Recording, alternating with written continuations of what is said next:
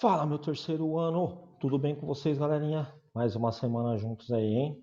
Mais outra semana. Eu daqui, Titi Fernando, vocês daí, terceiro ano, na batalha aí, se preparando para esse último ano de vocês aí, com toda essa turbulência, com toda essa dificuldade, hein, galerinha? Eu sei que não deve estar sendo fácil para vocês. Mas vamos lá, porque vida que segue, né? Jogo que continua. Bem, eu gostaria que vocês fossem agora lá na página 218, é a unidade 5 que nós vamos começar. É uma unidade mais tranquila, entre aspas, assim, posso dizer. Não é uma unidade fácil, mas também não é uma das mais difíceis que nós já fizemos aí desde o começo do ano que nós estamos juntos, né? Então, acho que dá para levar. Bem, essa unidade número 5 ela tem como título False Friends ou False Cognates, ok? Cognatos, né, em português. Então, eu vou ter que ler com vocês algumas coisas aqui para que vocês entendam melhor e que eu possa fazer comentários pertinentes. Então, vamos lá, ó. Cognatos são vocabulários derivados de mesma raiz ou com a mesma origem etimológica e são semelhantes na forma e no significado. O que isso quer dizer? Isso daí pode ajudar vocês também em língua portuguesa, porque essa palavra está em língua portuguesa. Um cognato são palavras de línguas diferentes, né? Porém, elas vêm da mesma raiz, elas saem da mesma barriga, da mesma mãe, né? Então, que seja ela o latim, ou seja o grego, né? Ou qualquer outra língua, já que a língua portuguesa é uma língua repleta e recheada de origens indígenas, por exemplo, né? Tem várias coisas aí. Então, o cognato são essas palavras que você olha para ela e fala, ah, tá na cara que é isso, né? Vou dar um exemplo, vai. Sophisticated. Você olha e fala, meu, sofisticado, só pode ser. Interesting. Interessante, só pode ser, né? Então essas palavras elas são parecidas com o português, porque elas vêm da mesma raiz, vêm da mesma barriga, né? No nosso caso aí, nós temos muitas palavras que são puxadas do latim, né? A maioria, né? Aliás, a língua portuguesa é uma língua derivada do latim, né? E nós emprestamos algumas coisas do grego. O inglês não é uma língua originária do latim, mas ela empresta, assim como nós emprestamos do italiano, do grego, ela empresta do latim, e aí essas palavras acabam ficando muito parecidas, né? Muito parecidas, com diferencinha ali de uma letra ou outra, porém, quando você pronuncia ou quando você vê, opa, vou dar um exemplo aí, ó, no próprio título, false e também cognates. São dois cognatos, porque você olha para false e você sabe que é falso. E cognates, cognatos, se você soubesse o que era cognato em português, seria perfeito, né? Então vamos lá. Um falso cognato, porque eu estou falando que é um cognato, eu não falei nada sobre falso cognato, né? Um falso cognato, também chamado de falsa analogia, é uma palavra que nos faz imaginar saber sua tradução por ser semelhante a outra palavra em nossa língua e que nos induz a uma tradução bem diferente do seu real significado. Então, em inglês, falsos cognatos são também chamados de false friends, e essa palavra aí é importantíssima para vocês. Amigos falsos. Então, um false cognate é uma menina que está me ouvindo aí, é uma falciane, né?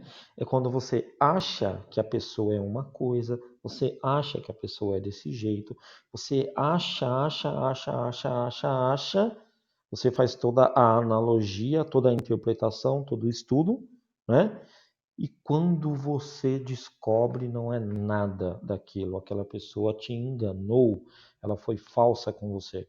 Então, um falso cognato é exatamente a mesma analogia, a mesma interpretação, galera.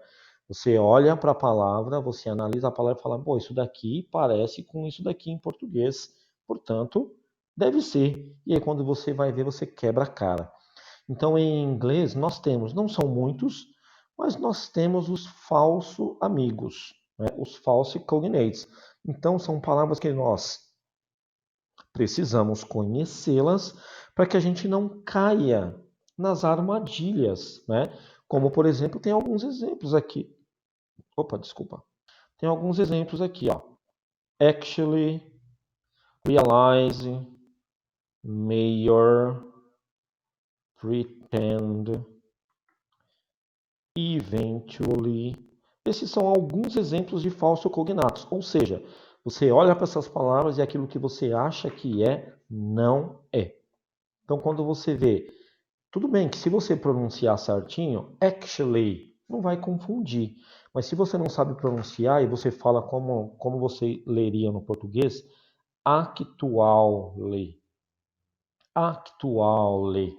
Você acha que significa o quê? Atual. E porque tem o li, é mente. Então, atualmente. Atualmente, he is my best friend. Atualmente, ele é o meu melhor amigo. Pé, está errado. Actually, não é atualmente. Actually significa na verdade. Então, tipo, para falar a verdade, ele é o meu melhor amigo. Então, esse para falar a verdade, na verdade, é o actually. Então tá aí, circulei o primeiro amigo falso que nós estamos vendo aí nessa unidade, certo? Segundo exemplo, esse daqui eu vejo muito, galera com nível avançado errando. Don't you realize he is sick? Quando você olha para realize, você já pensa em realizar. Você não realiza, né? Seria isso que você pensa. He is sick, ele está doente, mas aí você repara que quando você traduz não faz sentido nenhum, né? Teacher, não está errada essa frase, a frase está certa. Você que caiu no golpe do falso amigo. Realize, neste contexto e nessa situação, significa perceber, não tem nada a ver com realizar. Então, você não percebe que ele está doente, aí faz sentido, não é verdade? Então, outro falso amigo. Próximo. He is the town's mayor. Mayor. Se você pronuncia certinho, mayor. Agora, se você fala que nem no português, maior, você acha que é maior, né? De grande, maior. E não tem nada a ver. Mayor é o nosso Rogério Lins aqui em Osasco, que é o nosso prefeito, né? Ele é o prefeito, ok? He is the town's mayor. Ele é o prefeito da cidade. Então, outra armadilha, como nós gostamos de chamar esses falsos cognatos. Próxima, pretend. Essa eu vou até escrever aqui porque a galera confunde demais com uma outra. Então, ó, pretend. E também tem uma outra que é intend. Vou escrever com letra maiúscula. Intend. Também se confunde bastante. Então, galera, pretend não é pretender, galera. Não tem nada a ver. Se olha lá, pretende, não. Né? Pretend é fingir, olha o significado ali embaixo. Caraca, teacher, nada a ver. Então não é entender? Não é entender. Não é pretender? Não é pretender. Pretender é intend. Eu coloquei aí do lado. Caraca, teacher, e como que é entender? É understand. Então são palavras aí que confundem a gente, né? Porque entende parece que é entende, né? Não é, aí é understand. Entende é pretender e pretend é fingir. É uma salada essas palavras, né? E aí, por último, aqui nos exemplos, porque não acabou, né? Eventually, she became a writer. Então, eventual. E aí tem o li, eventualmente. É isso que todo mundo pensa, mas está errado. Porque eventually significa finalmente. Então, esse é uma armadilha que todo mundo cai, galera. Então, finalmente ela se tornou uma escritora eventually. Por fim, não tem nada a ver com eventualmente. Cuidado para não cair nessas armadilhas. Fechou? Atenção! E aqui tem umas coisinhas bem complexas e bem chatinhas, galera. Que o problema de uma língua é isso, né? Você vê umas regras, daqui a pouco começa a aparecer exceção, e aí você bate no desespero. Então, olha só o que está falando nessa caixinha aí. Algumas palavras, em determinados contextos, podem ser falsos cognatos mas em outros contextos não. Por isso é muito importante o contexto. Meu pai do céu, tão difícil, você está querendo dizer que existem palavras onde, por exemplo, o actually pode significar atualmente, e o realize, realizar, e o maior, maior. Não estou dizendo que essas palavras, inclusive tem uma aí que acontece, mas eu não estou dizendo que são essas palavras, estou dizendo que existem palavras, algumas palavras, tá bom? A gente vai ver alguns exemplos agora. Califórnia, estou aqui embaixo, ó, is one of the principal states of the USA. Quando você traduz essa frase, tá super de boa, cara. Califórnia é um dos estados principais dos Estados Unidos. Fechou. Porém, eu vou abrir aqui o meu Google, porque vocês já viram essa palavra principal. Meu Google está meio lento hoje. Tá aí. Vocês já viram, e inclusive ela é mais usada com o que eu vou mostrar agora para vocês, com o sentido de escola. Entendeu uma coisa? Eu coloquei school, porque se eu clicasse só principal, ia aparecer que era principal em português. E aí não ia aparecer nada. Vamos aqui em imagem. Olha quem é o school principal, galerinha. Inclusive, a gente vê muito nos filmes, tem uma, olha aqui, ó, principal, a gente vê na porta da sala, ó, em cima da mesa, escrito principal. Por quê? O principal é o diretor da escola. Então, inclusive, 99% dos casos ele é como diretor de escola e não como principal, porque existe outra palavra como principal, né? Que é main, M-A-I-N, tá? Então, ó, neste caso, o principal é um cognato, ele está exatamente significando o que parece, mas em outro contexto pode ser um falso cognato que significa diretor de escola. Então, é uma exceção. Assim como tem mais exemplo aqui, ó, o realize e o fabricate. Né? Então, realize a dream, realizar um sonho. Por quê? Porque ele está conectado com dream. Porque se fosse só realize, seria perceber. Fabricate, que parece fabricar, ele pode significar inventar uma desculpa ou uma mentira. Olha um exemplo. He was late. Ele estava atrasado.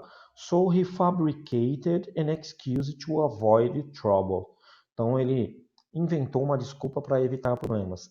É muito óbvio também, galera, na minha concepção aqui, há só 28 anos dando aula, se você traduzir como ele estava muito atrasado, então ele fabricou uma desculpa. Você entende, né? Então eu nem consideraria esse daqui como com duplicidade. Porque quando você diz que você fabricou uma mentira, você criou uma mentira, você inventou. Nós também podemos fazer isso em português. O realize não, o realize realmente é diferente, mas o fabricate não. E aí só fala aqui, ó, no inglês americano, fabricate significa fabricar. A companhia fabricou e vendeu aço. Ah, tranquilo. Mas a gente usa assim esse verbo fabricar uma desculpa ou uma mentira num sentido aí, né, de inventar. Então, né, vamos com calma. Mais exemplos de falsos cognatos comuns. Muitas vezes é possível entender o significado, pelo menos aproximado de uma palavra, pelo contexto. É óbvio, a gente viu lá que o realize não tinha nada, não tinha nenhum sentido com realizar que ele estava doente. Aí tinha que ser perceber. Mesmo se tratando de um falso cognato. Porém, nesses casos, a imagem da palavra acaba influenciando o leitor. Vou tomar uma aguinha aqui rapidinho. E pode levá-lo a tirar conclusões equivocadas. Se desconfiar que uma palavra possa ser um falso cognato e julgar que precisa de um dicionário, escolha sempre um confiável. Pô, nós estamos falando aqui de um Cambridge, né? Do Maximilian. Então, esses sites aí, eles vão mostrar para vocês, né, se a palavra dentro de um contexto, né? Então, normalmente não se mostra, né? Mostra só o significado. Então, esses dicionários são mais completos. Então ele mostra um contexto, uma situação, e aí você consegue perceber a ideia, tá? Então vamos lá, ó. Agora um desafio. Veja os exemplos a seguir. Com falsos cognatos destacados e tente identificar qual o significado deles. Em último caso, consulte um dicionário. Então vamos lá. Ó. Primeiro, compliment. It's a compliment to be compared to my mother. She is such an intelligent woman. Então, é não sei o que ser comparado com a minha mãe. Ela é uma mulher muito inteligente. Então, é um complemento? É o que parece, não é? Não, não tem nada a ver com complemento. Compliment significa, vocês podem anotar aí, elogio. Elogio, compliment. Ok? Vamos na próxima. He was accused of obtaining money by deception. Deception parece decepção, né? Mas agora, ele foi acusado de obter dinheiro com decepção? Não, né? Por decepção? Não, porque deception é engano, ilusão, né? Ilusão, engano. Próxima. We need a safe, dependable system to work with. Então, nós precisamos de um sistema para trabalhar, um sistema dependable. Dependable parece que é depender, né? Que é dependente de alguma coisa e não tem nada a ver. Um sistema dependente não é um sistema confiável. Dependable significa confiável. Vamos na próxima, vou marcar aqui, que eu não marquei. Her exquisite taste in art made her the most important collector in the country. Então, o gosto, o taste, não tem o McDonald's Big Taste, que é de sabor. Então, o seu gosto, o seu sabor por arte fez dela, né, uma colecionadora importante e tal. Agora, esquisito é o que parece, não é? Mas não é esquisito. Exquisite significa refinado, requintado, o seu gosto refinado ou requintado. Próxima. We need to use a more sophisticated fabric to make her wedding dress. Esse talvez dê para você entender pelo contexto. Ó, nós precisamos usar um blá blá blá mais sofisticado para fazer o seu vestido de noiva. Então não é uma fábrica. Nesse caso aqui, fabric vai ser tecido, pano. Próxima. I do not intend to help. Essa eu já falei que entende não era entender, entende era pretender. Então eu não pretendo ajudar você. I do not intend to help you. Próxima. The catalog is full of ingenious ideas. Quando você vê ali ingenious com ideas, parece que é ingênua, ideias ingênuas. Né? Para transformar a sua casa? Não, né? Não pode ser ingênuo. Tem que ser o quê? Engenhosa, né? De genuidade, né? Engenhosa, ingênua, não tem nada com ingenuidade. Officers usually have lunch. O lunch parece lanche, né? Mas não tem nada a ver com lanche. O have lunch aí é de almoçar. O lunch significa almoço. E para finalizar, the children pretended. Então as crianças fingiram. A gente já viu esse lá em cima. To be asleep on Christmas Eve. Fingiram estar com sono na véspera de Natal. Né? E o resto, blá, lá, lá, lá, lá. Tá ok? Teacher do céu, por isso que inglês é uma língua difícil, eu não consigo aprender, e lá, e lá, e lá. Nada a ver, galera. Isso acontece de ambas as formas. Para quem está aprendendo português, também sofre com isso. Né? Então, não precisa, né, desesperar. São raros os casos. Vocês viram aí que tem uma unidade inteira, apareceu aí 10 palavras, né? Se fosse realmente importante, tivessem vários casos, aparecia uma lista aí, uma tabela com 50, 100 palavrinhas que são falsos cognatos. Então não é tanto não, tá bom? Bem, só para a gente finalizar, que o nosso tempo aí já está se estendendo, vamos fazer a leitura dos 10 erros mais comuns de brasileiro ao falar inglês e dos nativos de inglês ao falar português.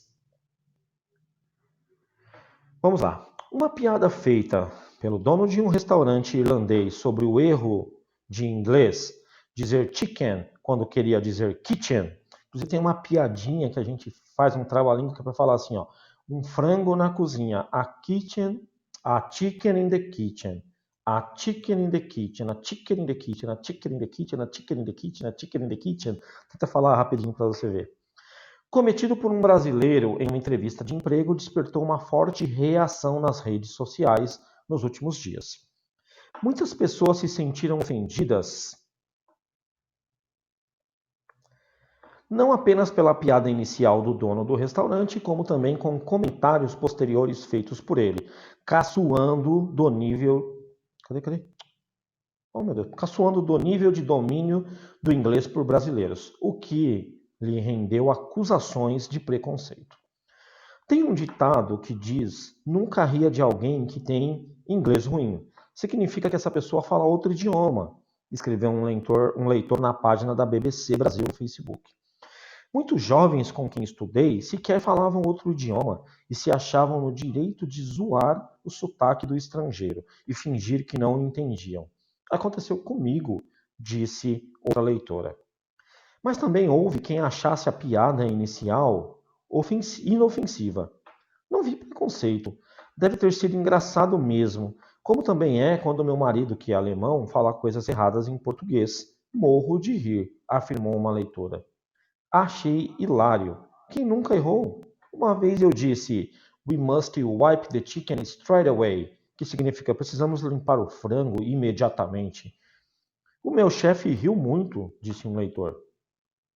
Polêmicas à parte, a verdade é que dominar um idioma estrangeiro não é tarefa fácil e cometer um erro pode, por vezes, gerar constrangimento ou tornar alguém alvo de uma piada. Como, por exemplo, eu já disse para vocês, a gente tem a mania aqui de falar que quando a gente não entende, né? Falar o que, né? Que é na ideia da pessoa repetir. Isso não é rude, nem grosseiro. Em inglês é. Se você perguntar what, a pessoa não gosta, ela pode até falar, fala comigo direito, que eu não sou parente seu. Né? Então você não pode falar what, você tem que falar sorry. Né? Então é uma dica. A BBC Brasil consultou professores de idiomas para identificar os equívocos mais comuns cometidos tanto por brasileiros ao falar inglês, quanto por quem tem o inglês como língua nativa ao falar o português. Página 220. Mas é importante ter em mente que aprender uma língua não é simplesmente colocar etiquetas com novas palavras em coisas que já existem. É se aproximar de uma outra forma de recortar a realidade e emergir em outra cultura. Errar faz parte desse processo, afirma Bianca Garcia, pesquisadora e fundadora da Espiral Consultoria Linguística. Por sua vez, a educadora Maria Eugênia Sanson, diretora de soluções acadêmicas da rede de escolas de idiomas cultura inglesa, afirma que os alunos não devem ter medo de errar. O erro é necessário, porque é assim que testamos hipóteses ao aprender um novo idioma. Para avançar no conhecimento de uma língua é preciso se arriscar. É preciso se arriscar. E aí está uma vantagem que o gringo ele tem em relação a nós. Parece que nós, brasileiros, meus amiguinhos aí, meus amiguinhos, amiguinhas, minha galera do terceiro ano, nós temos uma síndrome de cachorro vira-lata, né? Então não é à toa que quando vem um gringo para cá, e eu já vi isso acontecer, né? Claro que quando vem um americano, um britânico, é super mais fácil, né? Tranquilo, é inglês. Mas eu já vi casos de vir um cara da Coreia e ele não falava inglês. Né? Ficou 6 meses aqui no Brasil. Sabe o que estava acontecendo? A galera começou a estudar coreano, né? Entrar nesses Duolingo da vida para aprender coreano para conseguir falar com o cara. Quem está no país errado é ele ou somos nós? Quem tem que aprender a língua é ele ou somos nós? Mas o brasileiro tem isso. Ele quer aprender a língua do outro para se comunicar. Ele não dá responsabilidade para o estrangeiro para aprender para se comunicar. Coisa que não vai acontecer quando você vai para outros países, né? Você vai na Alemanha, por exemplo, mesmo falando inglês, eles não gostam de falar inglês. Na França, eles também entendem inglês, eles não gostam de falar inglês. Se você está lá, você tem que aprender a língua deles. Não é só porque você fala inglês que todo mundo vai falar uma terceira língua para conseguir se comunicar com você. Então é um problema seu, né? Então a gente tem esse problema e eles não têm. E eles vêm, eles tentam aprender e arriscam, né? E é muito legal, porque existem erros. Eu já vi, por exemplo, um australiano falando: eu fui descargar, mas está quebrado.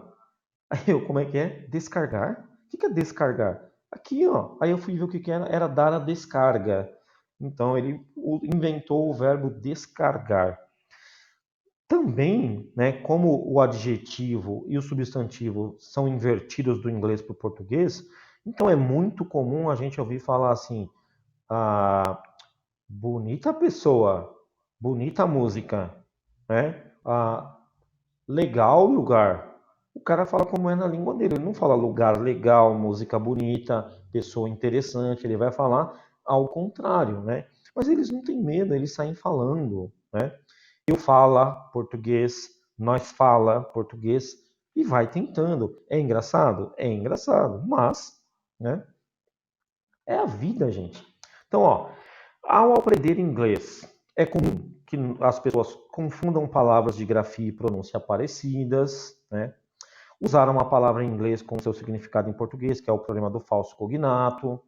Não pronunciar o dígrafo TH corretamente, né? Que não é som de T, é o som de S. Que nem no número 3, né? Three, ou no obrigado.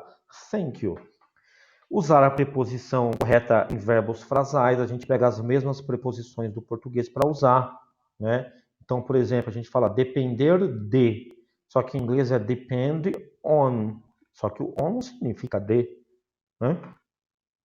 Traduzir diretamente do português, também muitas vezes. Ao aprender o português, qual é o sofrimento do gringo?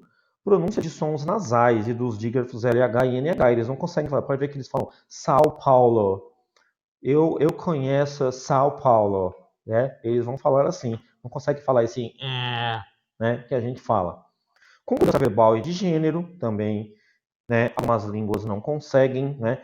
Porque algumas, por exemplo, no inglês, o verbo ele não muda, né? Você põe o verbo no passado e ele fica para todas as pessoas. Então, por exemplo, liked, I liked, you liked, he liked, she liked, we liked, liked. Em português não, eu gostei, você gostou, ela gostou, nós gostamos, eles gostaram. Então é difícil. E também o uso dos verbos ir, ver, vir, ser e estar. Esses verbos são problemáticos para eles, principalmente ser e estar, porque para eles é o verbo to be, por exemplo, é o is, ou é o are, ou é o am. Então é muito legal que você, eu sou com muita fome hoje. Eu estou, ok, eu estou com muita fome, né? Você, você é muito cansado hoje. Não, não, você está. Eles fazem isso o tempo todo, porque para eles é um verbo só. Nós que temos dois, então nós que estamos com um problema aí, não é verdade? Bem, galera, então paramos aqui na parte de atividades. Vocês vão fazer, eu vou corrigir com vocês na próxima semana os dois textos em casa, né? Que é da questão 1 e 2, e também aqui do outro lado tem a questão 3 e 4. Vou fazer com vocês isso daí, né? E é isso, galera. Espero que eu tenha ajudado aí mais um pouco, né? Que tenha contribuído com um pouco do meu conhecimento aí, tenha compartilhado com vocês. E para não passar batido, termino como sempre com kisses, hugs and bye bye.